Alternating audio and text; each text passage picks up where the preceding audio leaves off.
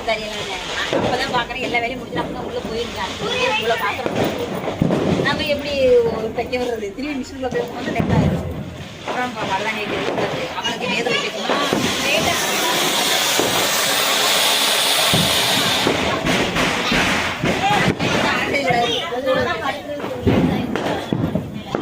வாங்கி அரைச்சி வச்சு வைக்கவே மாட்டேங்குது நான் ஈஸியா வைக்கும்ல அழகா இருக்குல்ல கையில ஈஸியா எனக்கு ஏன்னா அதை நான் மட்டும்